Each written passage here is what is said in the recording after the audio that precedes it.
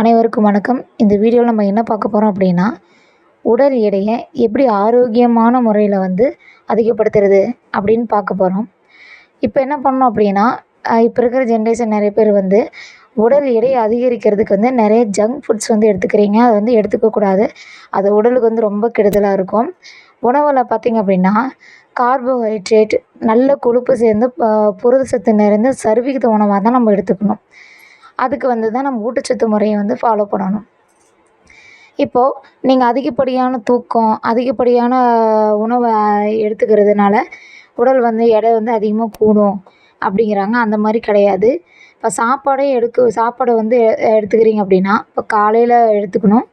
அதுக்கப்புறம் ஒரு 3 மணி நேரம் கழிச்சு இல்லை 4 மணி நேரம் கழிச்சோ அந்த மாதிரி இடைப்பட்ட கேப்பில் நீங்கள் ரைஸ் எடுத்துக்கணும். ரைஸ் எடுத்துக்கிறது டிஃபன் ஐட்டம் எடுக்கிறத விட பெட்டர். ஏன்னா ரைஸில் கலோரிஸ் நீங்கள் நிறையா சாப்பிடும்போது அதிக கலோரி நீங்கள் செரிக்கிற மாதிரி இருக்கும். உடம்புல ரைஸு அந்த மாதிரி நீங்கள் எடுத்துக்கிட்டிங்க அப்படின்னா, ரெகுலராக எடுத்துக்கும்போது உடம்புல தானாகவே வெயிட் இன்க்ரீஸ் ஆகும். அது கூட முட்டை, பால் இல்லை ப்ரோட்டீன் ஐட்டம் மாதிரி பருப்பு அந்த மாதிரி சேர்த்துக்கிட்டிங்க. வேக வச்ச பருப்பு எடுத்துக்கிட்டிங்க அப்படின்னா இன்னும் நல்லது.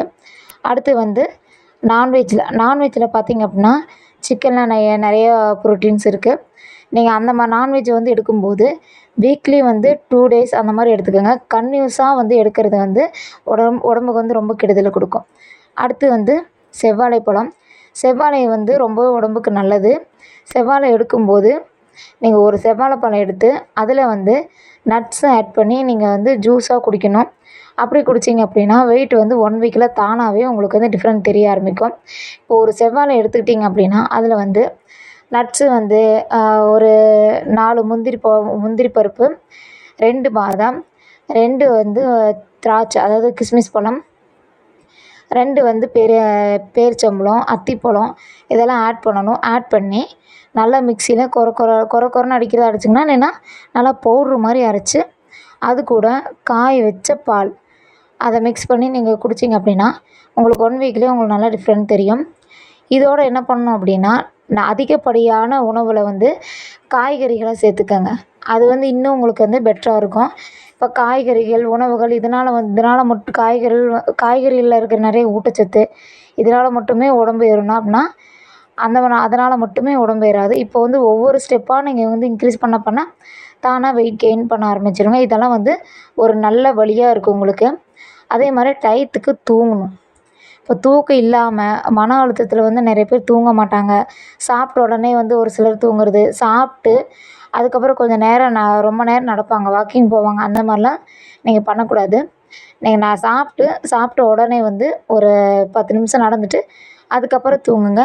அதே மாதிரி இப்போ நீங்கள் அதிகப்படியாக உணவில் எடுத்துக்கொள்ள வேண்டிய ஒரு ஊட்டச்சத்து அப்படின்னு பார்த்தீங்கன்னா, பாலும் முட்டையும் சேர்த்துக்கணும். அப்படி சேர்த்துக்கும்போது உடம்பு உங்களுக்கு இன்னும் கண்ட்ரோலாக இருக்கும். அதே மாதிரி பச்சை காய்கறிகள், பச்சையாக இல்லாமல் வேக வச்ச காய்கறிகளை எடுத்துக்கோங்க. ஜங்க் ஃபுட்ஸ் மட்டும் எடுத்துக்காதீங்க. இதில் உங்களுக்கு சீஸ் அதிகமாக எடுத்துக்கணும். அதாவது பால் ஐட்டம்ஸ் இந்த மாதிரி சீஸு, தயிர், மோர், வெண்ணெய் இதெல்லாம் நீங்கள் டெய்லி ரொட்டீனாக நீங்கள் உங்கள் சாப்பாட்டில் ஆட் பண்ணிக்கிட்டோம்னா இதனால் உங்களுக்கு அதிக வெயிட் ஏறும். நீங்கள் வெயிட் வீக்லி ஒன்ஸ் செக் பண்ணி பாருங்கள். நீங்கள் சீஸ் எல்லாம் சாப்பிட்டீங்க அப்படின்னா தாராளமாக உங்களுக்கு உடம்பு ஏற ஆரம்பிக்கும்.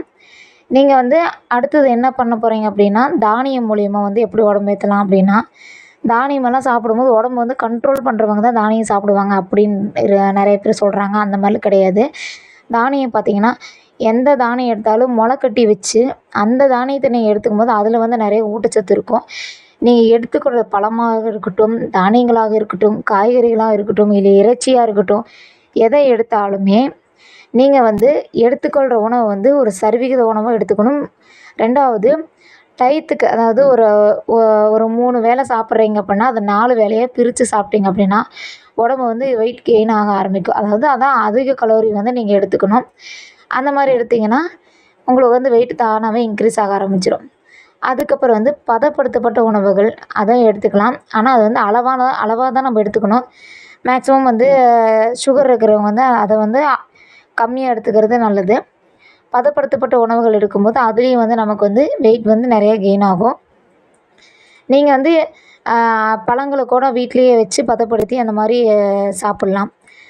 அதுக்கப்புறம் பச்சை காய்கறிகளில் பழங்களில் வந்து அதிகப்படியான சத்துக்கள் நிறைஞ்சிருக்கு. நீங்கள் அதை ஜூஸாக போட்டு சாப்பிட்டா இன்னும் பெட்டர். அடுத்து வந்து மீனில் பார்த்தீங்கன்னா சால்மன் மீன் எடுத்துக்கோங்க. அது உடம்புக்கு ரொம்பவே நல்லது.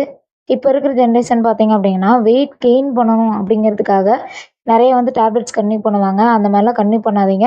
அப்படி பண்ணீங்க அப்படின்னா இது வந்து நெக்ஸ்ட்டு வந்து உங்களுக்கு வந்து சைட் எஃபெக்ட்ஸ் நிறைய கொடுக்கும். அது வந்து இப்போ நம்ம கன்டினியூ பண்ணும்போது தெரியாது.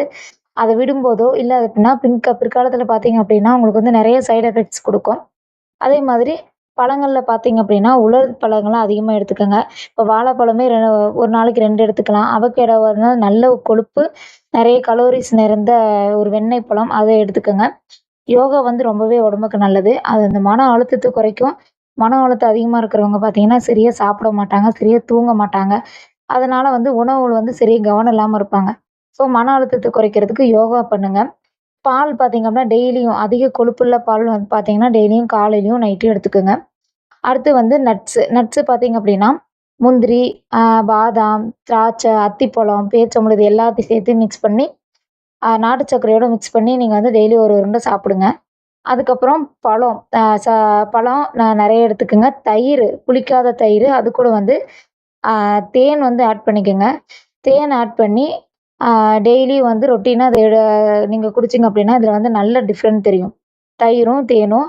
அடுத்து வந்து நீங்க வந்து மாம்பழம் வந்து மாம்பழம் லஸ்ஸி குடிங்க. வாழைப்பழம் நல்லா ஜூஸ் போட்டு குடிங்க. இந்த மாரிலாம் நீங்க கன்டின்யூ பண்ணும்போது, உங்களுக்கு நெறைய டிஃப்ரெண்ட் தெரியும்.